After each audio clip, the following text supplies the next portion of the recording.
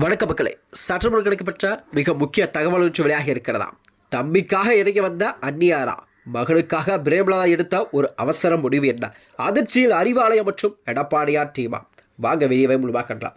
அதாவது தமிழக அரசில் வருகின்ற 2026 சட்டமன்ற தேர்தல் என்பது இன்னும் 2 மாதங்கள் மட்டுமே இருக்கும் நிலையில்தான் அனைத்து கட்சிகளுமே தங்கள் கட்சி பணிகள் எல்லாம் தீவிரமாக செயல்பட்டு வருகிறதா. அந்த வகையில் தமிழகத்தில் வரக்கூடிய இந்த 2026 தேர்தல் என்பது அரசியல் களம் தற்பொழுதே களைகட்ட கூட தொடங்கிவிட்டதா. அதாவது ஆளும் திமுக தனது கூட்டணியை பலப்படுத்தும் முனைப்பில் காட்டி வருகும் வேளையில்தான் எதிர்க்கட்சியான அதிமுக கூட தனது கூட்டணியை வலுவான கூட்டணியை அமைத்து மீண்டும் அதிகாரத்தை கைப்பற்றுவது என்பது தீவிரமான அதற்கான வேலைகள் கூட தொடங்கிவிட்டதா. இந்த வகையில்தான் திமுக கூட்டணி என்பது தமிழகத்தில் ஒரு வலுவான கூட்டணியாக பார்க்கப்பட்டு வருகிறது. இந்த சூழலில்தான் மறைந்த கேப்டன் அவர் விஜயகாந்தின் தேமுதிக என்பது இதுவரை எந்த கூட்டணியுமே நாங்கள் இணையாமல் மதில் மேல் பூனையாக தொடர்ந்து இழுபறி நிலையில் இருப்பது என்பது அரசியல் வட்டாரங்களே ஒரு பேசும் பொருளாக பார்க்கப்பட்டு வருகிறது. அதாவது தேமுதிகவின் இந்த தாமதத்துக்கு பின்னால் ஒரு சில முக்கிய அரசியல் நிபந்தனையெல்லாம் இருப்பதாக கூறப்பட்டு வருகிறதா.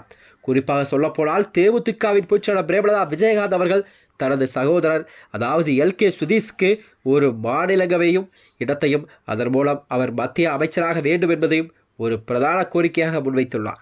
அதே போலதான் தனது மகன் விஜயபிரபாகரிடம் அரசியல் எதிர்காலத்தை கருத்தில் கொண்டு அவருக்கு கண்டிப்பாக உரிய முக்கியத்துவம் அளிக்கும் கூட்டணியே அவர் எதிர்பார்க்க என்றுதான் அரசியல் வியூகமெல்லாம் வைக்கப்பட்டிருக்கிறதா.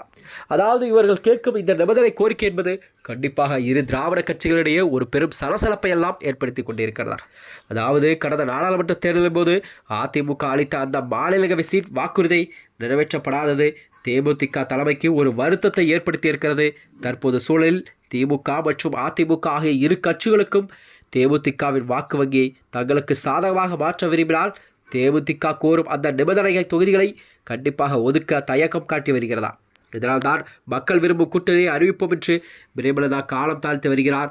விஜயகாந்த் வரவிற்கு பிறகு தேமுதிக சந்திக்கும் முதல் சட்டமன்ற தேர்தல் என்பதால் இது கண்டிப்பாக இந்த அக்கட்சிக்கு ஒரு வாழ்வா சாவா என்ற ஒரு போராட்டமாக பார்க்கப்படுகிறது. அதாவது பிப்ரவரி 17ஆம் தேதி கண்டிப்பாக இறுதி வாக்காளர் பட்டியலெல்லாம் வெளியிட்ட பிறகுதான் தனது இறுதி முடிவை தேமுதிக அறிவிக்கும் என எதிர்பார்க்கப்படுகிறதா. தனித்து போட்டியிட்டால் பாதிப்பு ஏற்படும் என்பதால் கண்டிப்பாக தங்களின் குடும்ப மற்றும் அரசியல் கோரிக்கைகளை ஏற்கும் கட்சியுடன் தான் தேமுதிக கரம் கோர்க்கும் என்பதில் தற்போதைய கள நிலவரமாக பார்க்கப்பட்டு வருகிறது. தேமுதிக கேட்கும் இந்த நிபந்தனை கோரிக்கை என்பது யார் ஏற்றுக்கொள்கிறார்களோ அவர்களோடு தான் கண்டிப்பாக தேமுதிக வருகின்ற 2026 சட்டமன்ற தேர்தலில் கூட்டணி அமைக்கும் பட்சத்தில் கண்டிப்பாக ஒரு வெற்றி கூட்டணியாக மாறும் என்ற பட்சத்தில் தான் அவரது பேச்சுக்கள் இருப்பதாக கூறப்படுகிறதா. இந்நிலையில்தான் தேமுதிக நிலைப்பாடு என்னவாக இருக்கும், அவர் கண்டிப்பாக யாருடன் கூட்டணி வைக்கப் போகிறார் என்பது இம்மாத இறுதிக்குள் கண்டிப்பாக உறுதியாக தெரிவிப்பார் என்ற சூழல்தான் மக்களிடம் எழுந்திருக்கிறதா. மேலும் இது போன்ற வீடியோக்களை தெரிந்து கொள்ள நமது சேனலை மறக்காமல் சப்ஸ்கிரைப் செய்து கொள்ளும். நன்றி, வணக்கம்.